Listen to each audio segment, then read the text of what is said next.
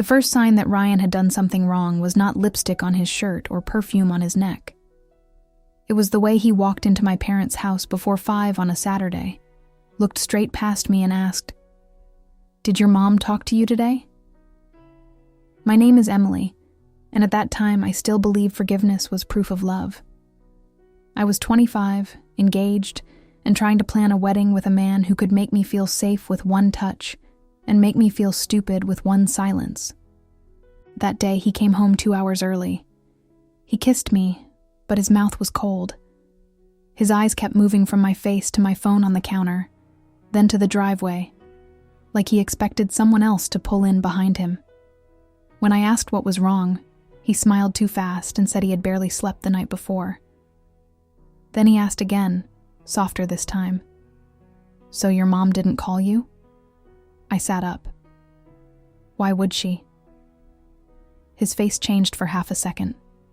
Then it closed. He said my parents had gone out near that side of town, and he thought maybe they had seen his truck. That was the explanation, but his hand shook when he grabbed his keys at 6:30 and said he needed to get home early. When he left, I stood at the front window and watched his taillights disappear.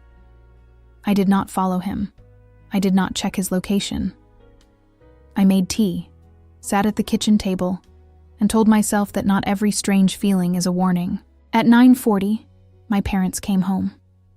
My mother put her purse on the counter and said, "Did you talk to Ryan today?" The mug slipped in my hand and hit the sink hard enough to chip the rim. I looked at her, then at my father, and his jaw was so tight I knew before either of them said it that something had already broken. I said, "Why is everybody asking me that?" My mother looked at my father. He shook his head, not at me, but like he had already watched something he could not unsee. Then she said, "I told you he wouldn't have the guts to tell her." They made me sit. My father stayed standing behind the chair across from me with both hands on the backrest. That night, he was quiet in a way that scared me. My mother said they had driven past copper rail on the way to my aunt's house. They saw Ryan's truck near the side entrance, not in the main lot, but behind the building by the delivery ramp. Then they saw Ryan with a woman, not talking, not standing too close, kissing her. My father had parked before my mother could stop him. He found Ryan pressed against the brick wall with that woman's hand inside his jacket. When Ryan saw my parents, he stepped back, looked at my mother and said, "Please don't tell Emily like this." That sentence hurt worse than the kiss. Not, "I am sorry." Not, "I love her." Not, "It was a mistake." Just, "Please don't tell Emily like this," as if the real problem was the way the truth arrived. My father said he had given Ryan one chance to come clean before the night ended. Ryan came to my house instead, touched me, lied to me, and left before my parents came home. My mother reached for my hand, but I pulled away. Comfort would have made it real. Then she said the thing I hated most that night, and remembered most later. "If he can disrespect you before the wedding, imagine what he'll do when he thinks you have nowhere to go." I called Ryan 12 times. He did not answer once. By midnight, I was sitting on the bathroom floor with my engagement ring in my palm, staring at the small, round diamond he had bought on a payment plan from a mall jewelry store. It cost $2,100. He had told me that number 3 times, like it proved devotion. The next morning, I borrowed my father's car and drove to Ryan's parents' house before I could lose my nerve. They lived in a beige 2-story rental on Cedar Lane, with a cracked driveway and a front porch his mother decorated every season like plastic wreaths could make a family respectable. His mother, Karen, opened the door in her robe and looked me up and down like I had walked into a room without permission. "Ryan's asleep," she said. "I need to talk to him," I said, and her mouth tightened before she asked, "About what?" I stepped past her. I had never done that before, and the shock on her face almost stopped me, but I kept walking down the hallway. Ryan was in his old room, face down, one arm hanging off the bed. I said his name. He opened his eyes, and the fear came before the surprise. That told me enough. I asked why he had not told me. I asked who the woman was. I asked how long it had been going on. Every question hit the room and dropped dead between us. Ryan sat up slowly and said, "Emily, it's complicated." That word snapped something in me. I told him betrayal was not complicated when his mouth was on another woman behind a pool hall. Karen appeared in the doorway before he could answer, tying her robe like she had come to supervise my humiliation. "What is all this screaming?" she asked. I turned toward her, crying so hard I could barely see. "Your son cheated on me." Karen looked at Ryan, then at me, and what happened next taught me who she really was. She did not look shocked. She looked annoyed that I had said it out loud. "Well," she said, "men make mistakes. Women with sense don't run around announcing it to the whole house." Ryan said, "Mom, stop." But he said it weakly. He always stopped her with cotton when she needed a wall. I pulled the ring off and threw it on his bed. It bounced once and landed near his knee. "We're done." I meant it when I said it. Karen laughed under her breath. "Girls like you always say that until you realize pride doesn't pay rent." I froze. She kept going because cruel people can smell when they have found the soft place. "You work a front desk for $18 an hour, Emily. You drive your father's car. You live in your parents' spare room. Don't act like you're walking away from something beneath you." Ryan looked at the floor. That hurt more than what she said. I left before I begged him to defend me. I made it to the car, locked the door, and sat there shaking with my father's keys in my hand. I stared at Ryan's house and realized he had let his mother say out loud what he had maybe been thinking in secret. For 15 days, he did not call. The silence became its own punishment. At work, I smiled at patients checking in for dental cleanings, ran insurance cards, answered phones, and hid in the bathroom whenever my chest tightened. My coworkers thought I had the flu. My mother thought I had finally saved myself. She was wrong. I missed him so badly it embarrassed me. Then Ryan appeared outside the dental office on a Thursday evening, leaning against his truck with red eyes and both hands shoved into his jacket pockets. Part of me wanted to turn around. The other part had already forgiven him before he said a word. He told me he had been stupid. He said the woman's name was Madison, that she hung around Copper Rail, and that it had happened only twice. He said he panicked because my parents saw him before he could end it for good. "End it?" I said. So there was something to end. He flinched, and that should have been enough. But then he cried with his head down and his hands over his face, and I remembered the Ryan who had sat with me in the hospital waiting room when my grandmother died. Love does not erase betrayal. It just argues with your survival instincts until you get tired. We talked for almost 2 hours in his truck while the office lights shut off behind us. He admitted he had cheated. He said Madison meant nothing. He said he would do anything to fix it. Then he said, "We don't have to wait for a wedding. Move in with me." I stared at him. "Not forever at my parents' place," he said. "Just until we save. 3 months, maybe 4. I make $52,000 at the warehouse now. If we both put money away, we can get an apartment by summer." It sounded practical. It sounded romantic. It sounded like proof. It was also exactly the kind of decision people make when pain is still warm enough to be mistaken for passion. My parents were furious.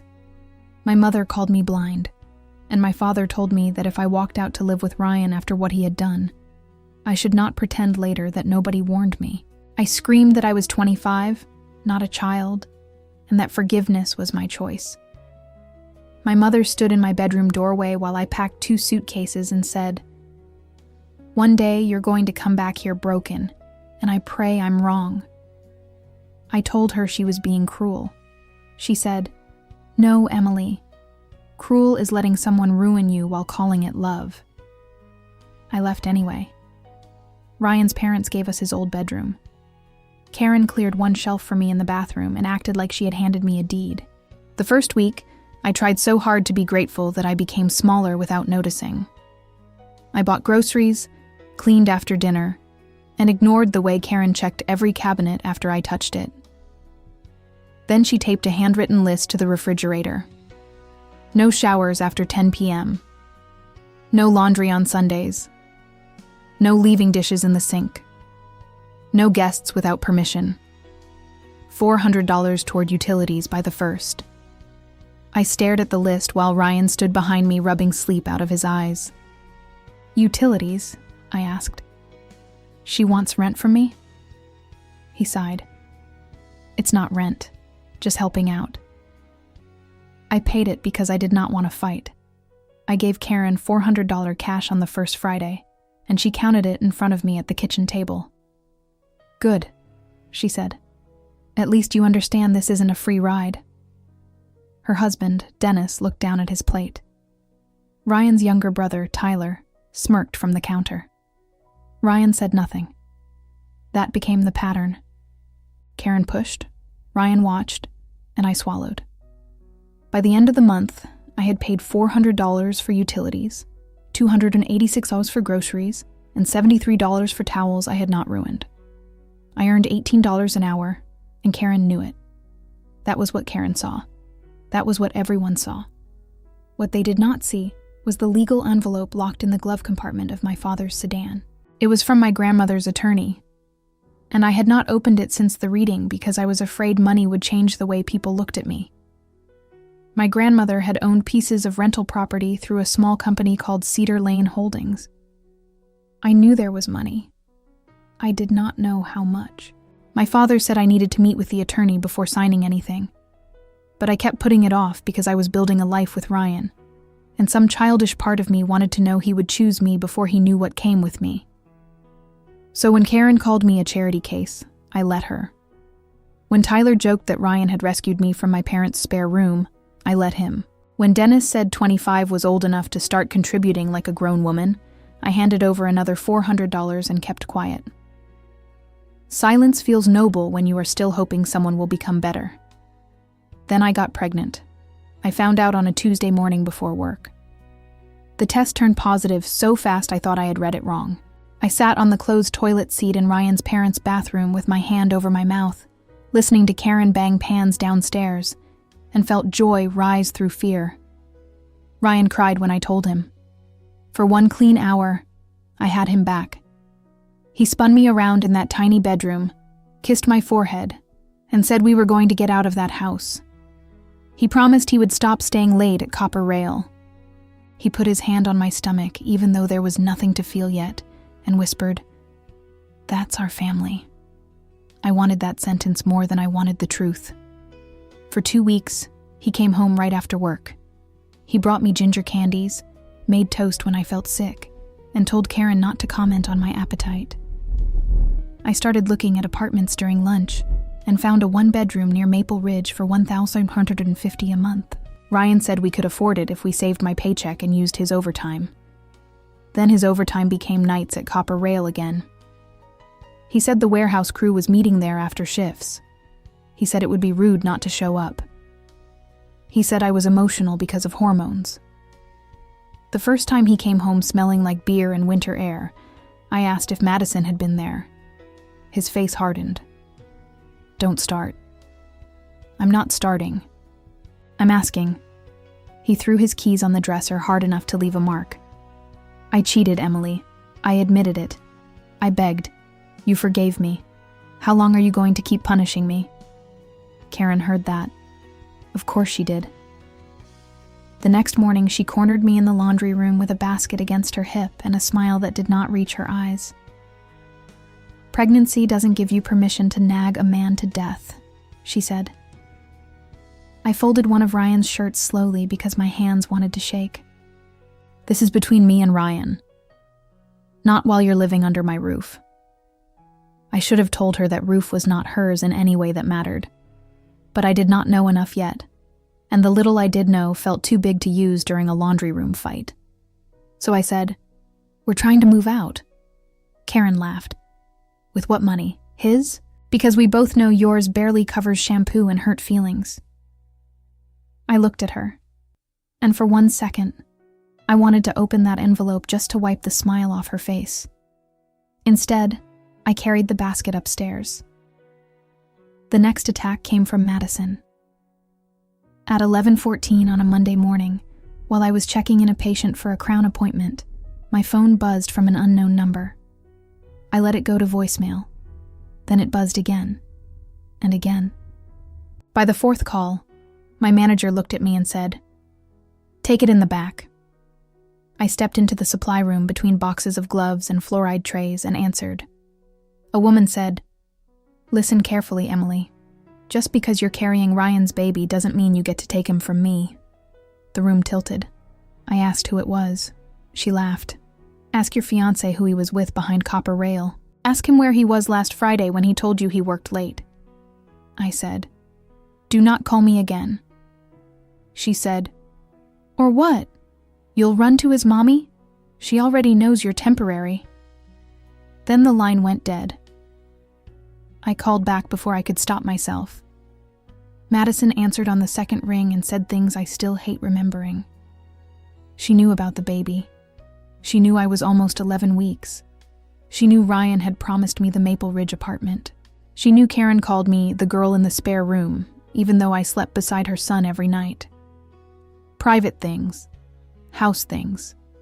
Things a woman from a pool hall should not have known unless someone inside that house was feeding them to her. I hung up and stood there with my palm pressed against the metal shelf, trying to slow my breathing. My manager found me white-faced and sweating. She drove me home because I said I felt sick, but I made her drop me at the corner so Karen would not ask questions. That was another mistake. When I walked in, Karen was at the kitchen table with her checkbook open.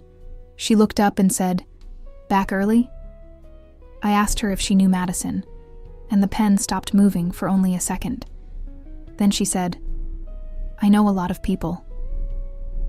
"Did you tell her I'm pregnant?" Karen closed the checkbook. Maybe Ryan told her. Maybe you should ask yourself why he still talks to her. That answer did not deny anything. It opened something. I went upstairs and called Ryan. He did not answer. I called again. Nothing. I texted him that Madison had called me, and that I needed him to come home. He replied 27 minutes later, "Don't let her get in your head. She's crazy." Then another message came from Madison. A photo. It showed Ryan's truck outside Copper Rail at night. The timestamp at the bottom read, Friday, 10:38 p.m. He had told me he was working late that night. In the edge of the picture, a woman's hand rested on the driver's window. The next message said, "He always comes back to what he wants." I started cramping before Ryan came home. At first, I told myself it was stress. I drank water, lay on my left side, and tried to breathe the way the pregnancy app said to breathe when anxiety spiked. Then I felt a sharp pain low in my stomach, and when I stood, there was blood. I called Ryan, but he did not answer. I called again, got nothing, then shouted for Karen. She came upstairs irritated like I had interrupted a show. When she saw my face, she looked scared for the first time since I had moved in. Dennis drove me to the hospital because Ryan still was not answering. Karen sat in the front seat and kept saying, "Stay calm," in a tone that made calm impossible. At the emergency room, a nurse put me in a wheelchair while Dennis argued about insurance, and Karen told someone I had been very emotional lately. Then Ryan called. I answered crying, and he said, "I'm on my way." I wanted to ask where he had been. I wanted to ask why Madison knew everything. I wanted to ask why his mother had looked more guilty than surprised. Then the nurse took the phone from my hand because the doctor came in. By midnight, the baby was gone. There are moments people try to soften because the exact words are too ugly. I will not soften that one. I went into that hospital carrying Ryan's child, and I left with discharge papers, pain medication, and a silence inside me that no one in that family had the right to touch. Ryan arrived after it was over. He cried harder than I did. He fell into the chair beside the bed, grabbed my hand, and kept saying he was sorry. He said Madison had done this. He said she had been obsessed since he ended things. He said he would file a police report and prove I was the only woman he wanted. Then he called her from the hospital room. He put the phone on speaker, like that was supposed to make it honest. Madison answered, and before she could speak, Ryan started yelling. He told her she had hurt me. He told her I lost the baby. He told her if she contacted us again, he would go to the police. For a moment, I almost believed him. Then Madison stopped crying and said, very clearly, "Tell your mother I want the rest of my money." Ryan's face went still. Karen, who had been standing near the curtain with her arms crossed, said, "That girl is insane." But she said it too fast. My mother arrived 20 minutes later with my father behind her. She did not yell. She did not say "I told you so." She walked to my bed, touched my hair, and started crying in a way that made me feel 5 years old and ancient at the same time. Ryan tried to explain. My father told him to step away from the bed. Ryan said, "This is not my fault." My father said, "You brought the match. Don't act surprised by the fire." Karen snapped that everyone was blaming Ryan when I was the one who kept calling Madison back. My mother turned around so slowly the room went quiet. "She lost a baby tonight," my mother said. "If you say one more word against my daughter in this room, I will make sure everyone in Cedar Falls knows exactly what kind of woman you are." Karen lifted her chin. "Careful, Diane. Your daughter is still living in my house." That was the second time someone said the wrong thing in front of the wrong person. My father looked at her and asked, "My house?" Karen blinked. "Excuse me?" He did not answer her. He looked at me instead, and something in his face changed. Not anger, recognition. He left the room for almost 10 minutes. When he came back, he was holding the legal envelope from my glove compartment. He placed it on the hospital tray beside my discharge papers and said quietly, "Emily, I think it's time you open this." Ryan stared at the envelope. Karen stared harder. The attorney's name was printed in black across the front. Cedar Lane Holdings was printed below it. Karen's face lost color. I noticed that before I opened anything. I slid my finger under the flap, with hands that still had hospital tape on them. Inside were property summaries, ownership transfers, and a letter from my grandmother's attorney dated 3 months earlier. I read the first page once and did not understand it. I read it again, slower. My grandmother had left me controlling interest in Cedar Lane Holdings. 51%. The company owned 7 rental properties, 2 small commercial buildings, and a note secured against copper rail. Total estimated value, $3.8 million. One of the properties was the beige 2-story house on Cedar Lane, where Karen had been charging me $400 a month to feel unwanted. Another was the building that housed copper rail, where Ryan had been meeting Madison behind the delivery ramp. The lease on copper rail was $6,200 a month. The arrears listed beside it were $74,600. Tenant contact Karen. I looked up, and Karen had gone completely still. Ryan whispered, "Emily, what is that?" Before I could answer, my phone buzzed again, and a message from Madison appeared on the screen. "Ask Karen why she paid me $900 to make that call." I read Madison's message 3 times before I understood what it meant. Ask Karen why she paid me $900 to make that call. For a second, every sound in the hospital room disappeared. Ryan was beside the bed, his hand wrapped around mine like he had any right to hold it. Karen stood near the curtain with her arms folded. My mother was wiping her face with a tissue, and my father was staring at that envelope like it had finally explained a language he had been hearing for weeks.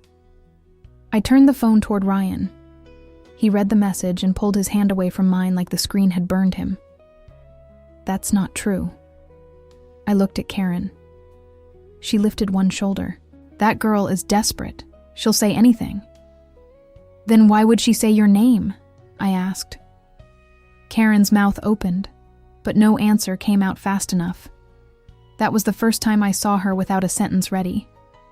For all the months she had measured my groceries, mocked my paycheck, and treated me like a stray Ryan had dragged home, she had always known exactly where to press.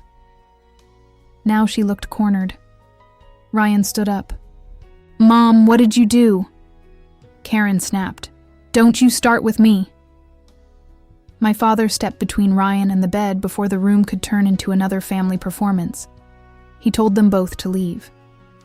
Ryan refused. Karen said no one had the right to throw her out of a hospital room. My mother opened the door and called for a nurse. The nurse looked at my face once and asked if I wanted them removed. I said yes. Ryan looked at me like I had stabbed him. "Emily, please." That word used to work on me. That night, with hospital tape still pulling at my arm and discharge papers beside proof Karen had used my own roof to humiliate me, please sounded like another trick. I turned my face away. They left with Karen whispering something sharp under her breath. I only caught 2 words. Ungrateful girl. The packet listed 7 rental homes valued at $2.6 million, 2 commercial buildings valued at $1.2 million, and 1 business note connected to Copper Rail. My controlling share was 51%. My uncle held 24%. My mother held 25%, but she had already signed voting control of her shares to me because my grandmother wanted the company kept in one line of decision. I stared at the numbers until they stopped looking like money and started looking like warning signs. The Cedar Lane house was valued at $640,000. Karen and Dennis were supposed to be paying $2,350 a month under an old lease my grandmother had allowed because Dennis had once done maintenance for her. The file showed they were 8 months behind. Balance due, $18,800. Copper Rail was worse.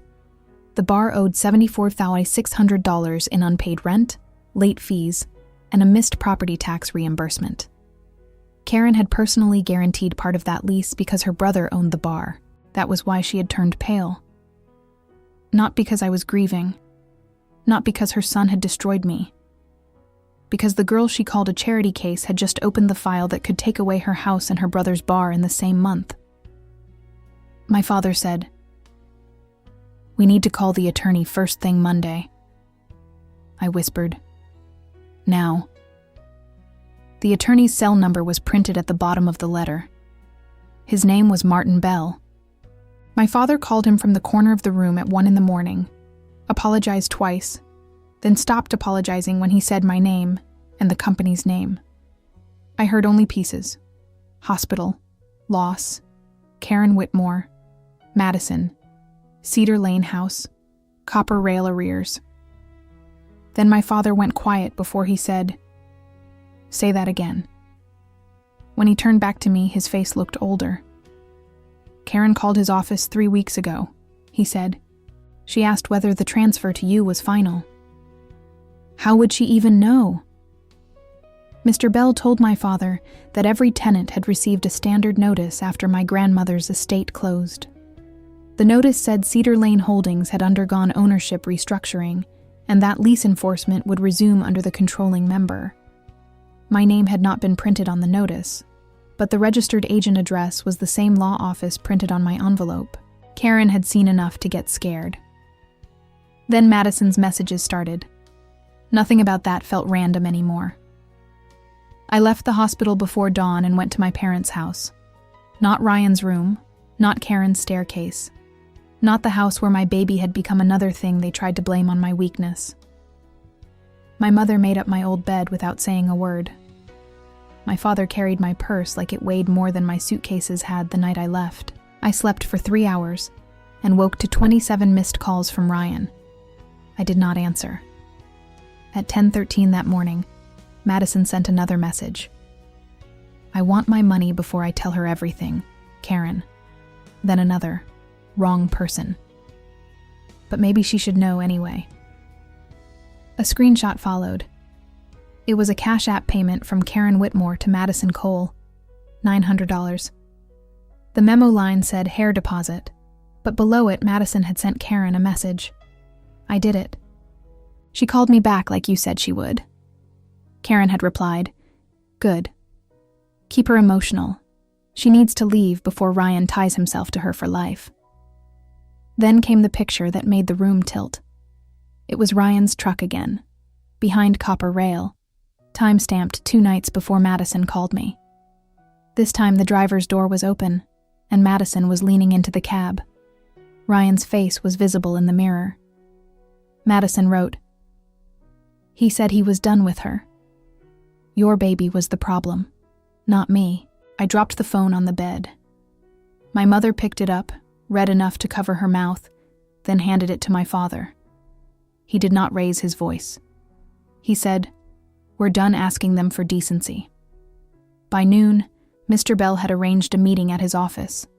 He explained what I could do and what I could not do. I could not punish people just because they hurt me.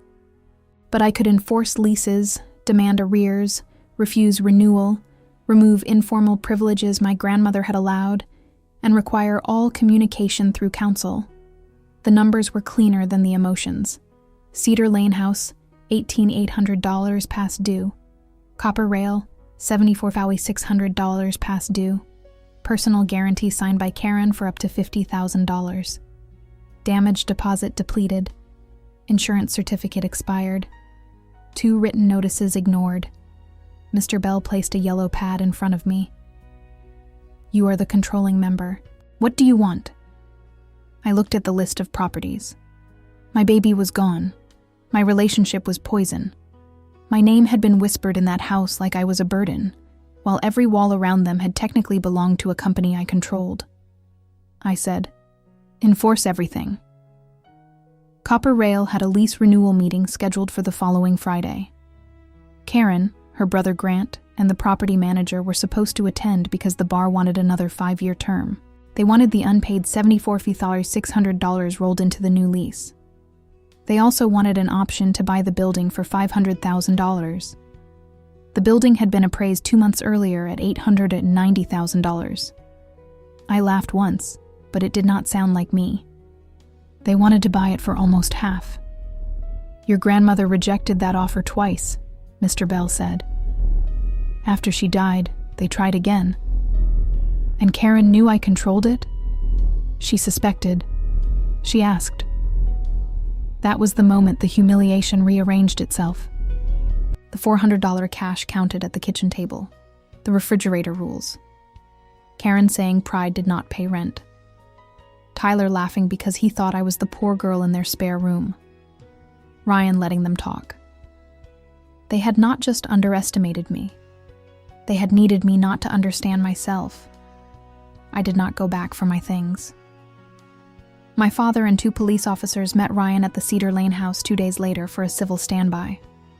Ryan called me from the porch while my father carried out my suitcase. I answered because Mr. Bell told me not to hide from necessary conversations, only to record them when legal. Ryan sounded wrecked. "Emily, I didn't know she paid Madison." "Did you sleep with Madison after I moved in?" I asked. Silence. That was his oldest answer. I said, "Did you?" He breathed hard into the phone. It was one time after we got back together. I was drunk. I hated myself. I didn't know she would call you. My knees weakened, and my mother grabbed my elbow. One time. Men like Ryan always use one time like it is a discount on betrayal. "And the things she knew?" I asked. "The apartment, the baby, what your mother called me." I vented, he said. I was confused. I looked out my parents' kitchen window at the maple tree I used to climb as a child and realized I had spent months begging for loyalty from a man who treated privacy like a barstool confession. "Were you done with me?" I asked. "No. Emily, no." "Then why did Madison write that you said the baby was the problem?" He started crying. I was scared. My mom kept saying I wasn't ready, that a baby would trap me, that you'd use the company money to control us if you found out. I didn't even know how much there was. There it was. Not confusion. Calculation with tears on it. I said, I lost our baby while you were hiding from the truth in a bar parking lot." He said my name like that could undo the sentence. I hung up. On Friday morning, I dressed like someone I had not met yet. Black slacks, cream blouse, low heels, hair pulled back.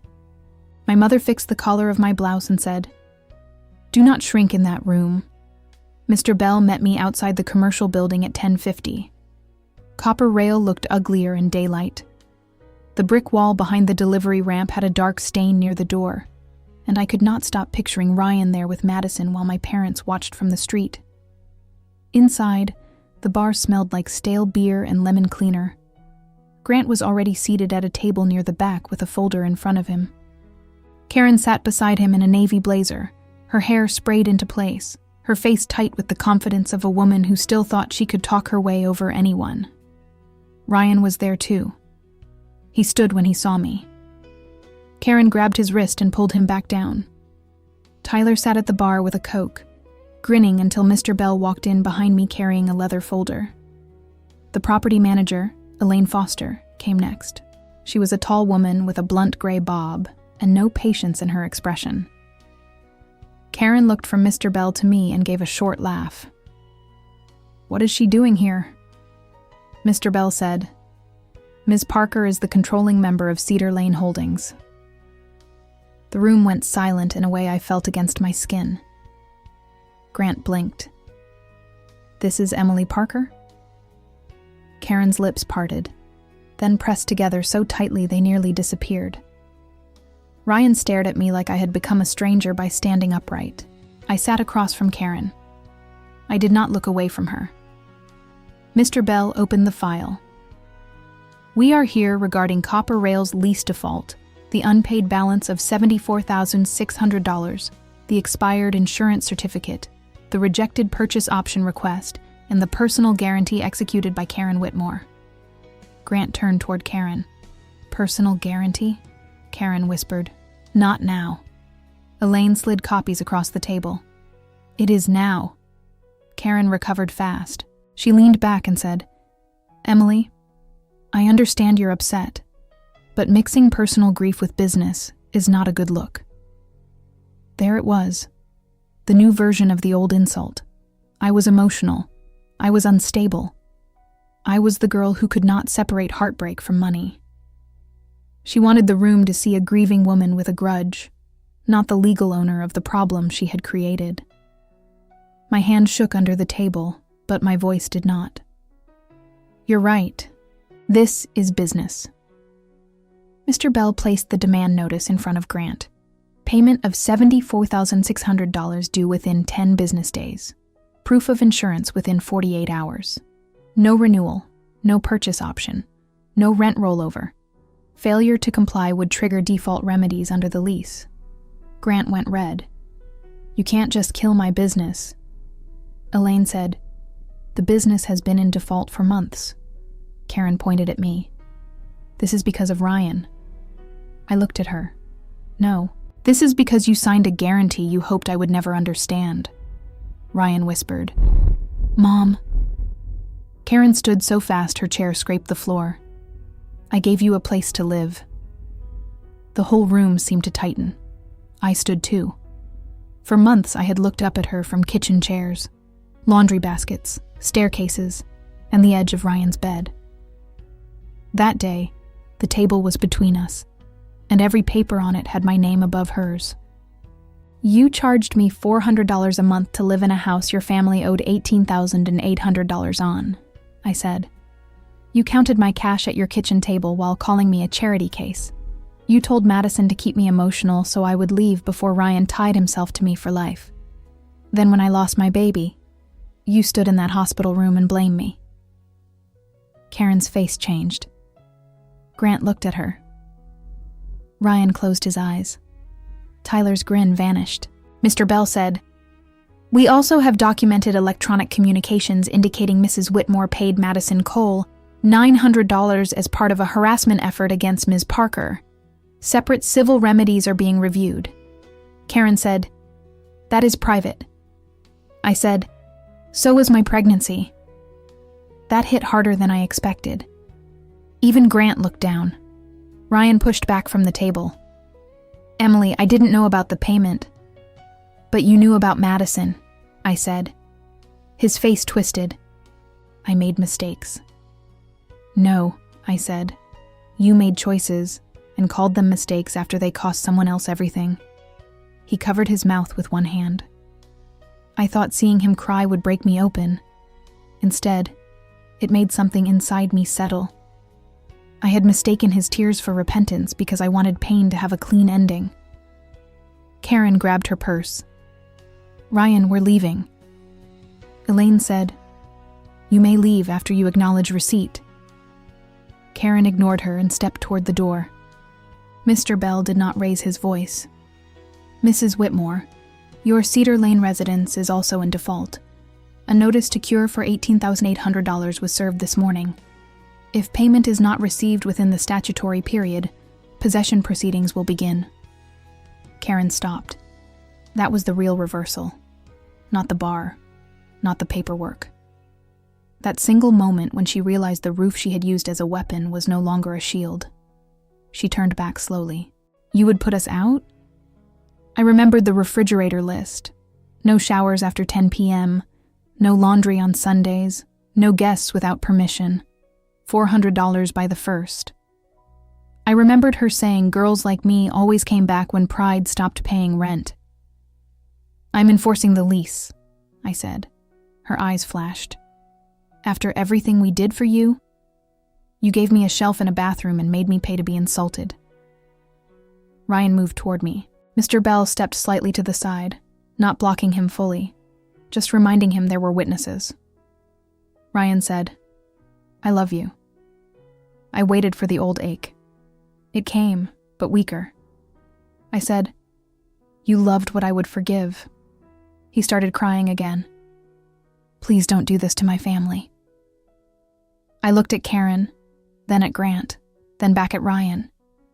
"Your family did this to your family." The meeting ended with signatures, not shouting. There was no scene they could twist later into proof that I had lost control.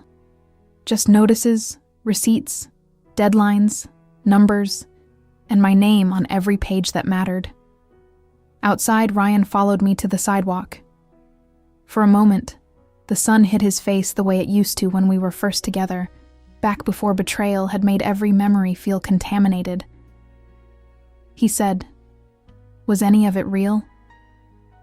I wanted to hurt him. I wanted to say no. I wanted to give him one clean blade because he had handed me so many dull ones. Instead, I told the truth. My love was real. That was the problem. He cried quietly then. Not for the baby, not for me, but for the version of himself he could no longer sell me. 2 weeks later, Copper Rail failed to cure the default. Grant tried to wire $15,000 and begged to put the rest on a payment plan. Mr. Bell rejected it because the insurance was still expired and the purchase option scheme had violated the lease. The eviction filing became public record. Karen and Dennis did not pay the $18,800 either. Dennis came to my parents' house one evening without Karen, stood on the porch with his work cap in his hands, and said he was sorry. He said he should have spoken up. He said he knew Karen was hard on me, but he never thought it would go that far. I believed half of that. He asked if I could give him 90 days. I gave him 60, in writing, with a payment plan and no late fees if he complied. Not because he deserved it.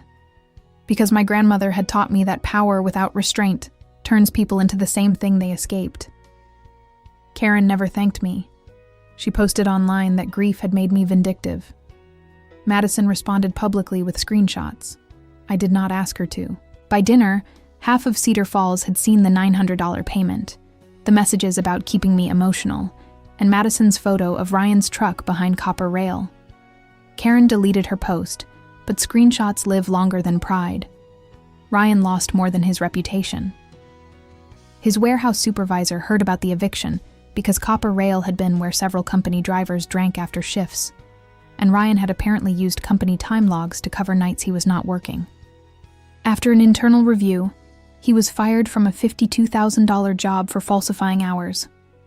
He sent me one email after that. It said he was sorry, that he had started counseling, that he thought about the baby every day, and that he understood if I never answered. I did not answer. 3 months after the hospital, I went back to the Cedar Lane house for the final walkthrough. Karen had moved out 2 days earlier. The porch wreath was gone. The kitchen walls had rectangular shadows where family photos used to hang. In the bedroom where I had slept beside Ryan, one of my old hair ties was still looped around the closet knob. I stood there for a long time. Not because I missed him, because I could still see myself trying to become small enough to be loved in that room. I wanted to hold that younger version of me by the shoulders and tell her that forgiveness without truth is not mercy. It is permission. Downstairs, Elaine handed me the keys. "Do you want to rent it again?" I looked around at the house Karen had treated like a throne. Then I looked at the driveway where my father had loaded my suitcase after the worst night of my life. "No," I said. "Sell it." The house sold 6 weeks later for $628,000. After closing costs and debt recovery, Cedar Lane Holdings cleared enough to repair 2 other properties and fund a legal reserve. Copper Rail closed before the eviction trial because Grant could not find another landlord willing to take him with that default on record. I did not celebrate that, but I did sleep. The strangest part of healing was how quiet it was. I changed my number. I started therapy. I signed company documents without shaking. I visited my baby's small memorial stone with my mother, and for the first time, I let her cry without trying to defend Ryan from the consequences of his own choices. My father never said I told you so. One evening, as we left the cemetery, he handed me a folded receipt. It was the last $400 payment I had given Karen, the one my father had found in my purse after the hospital, because I never got the chance to hand it over that week. I looked at the cash inside and almost smiled. "What do I do with it?" I asked. He said, "Something that belongs to you." So I bought a new lockbox for my grandmother's company documents. It cost $89.99. I put the Cedar Lane Holdings operating agreement inside, the hospital bracelet, the attorney's first letter, and one printed screenshot of Karen's message to Madison. Not because I wanted to live inside the pain, because I never wanted anyone to convince me again that I had imagined the pattern. A year later, Cedar Lane Holdings had no unpaid leases. The second commercial building was fully rented, and my income distributions from the company averaged $11,400 a month. I still worked at the dental office for a while, partly because routine helped me breathe, partly because I liked remembering that money had never been the thing that made me valuable. Then I resigned properly, trained my replacement, and started managing the properties with Elaine. On my last day, my manager hugged me and said, "You look different." I knew what she meant. I no longer looked like a woman waiting to be chosen by someone who had already shown me who he was. The final time I saw Karen was outside the courthouse after the civil settlement conference. She had agreed to pay $22,000 over 18 months, including part of the Cedar Lane arrears and legal costs connected to the harassment claim. Madison signed an affidavit confirming the $900 payment and the instructions Karen gave her. Ryan was not charged with anything, but his name was written through the settlement, like a stain. Karen walked past me with sunglasses on, even though the sky was gray. Then she stopped. For 1 second, I thought she might apologize. Instead, she said, "I hope you're proud of yourself." I looked at her and I felt no fear, no need to prove, no urge to shake, scream, or explain. Just a clean distance. "I am," I said.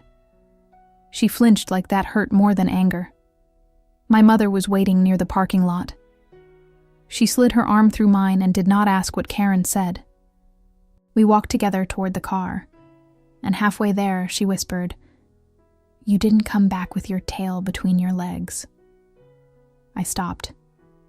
That old sentence had lived in me for so long, heavy and rotten. My mother had said it as a warning. Karen had built a whole fantasy around it. Ryan had depended on it. They all thought I would come back broken, ashamed, begging someone to love me through the damage they helped create. I looked back once at the courthouse steps, At Karen standing alone with her purse clutched against her stomach. At Ryan near the entrance staring at the ground. At all the people who had mistaken my silence for poverty and my forgiveness for weakness. Then I opened my mother's car door and finally said what I should have known from the beginning. I didn't come back broken. I came back with the keys. What would you do in this situation? Be honest. Or did this remind you of someone? Tell me in the comments. And if this made you think about your own relationship, I left something in the description that can help you build something stronger. Subscribe if you want more stories like this every day, and share this with someone who needs to hear this story.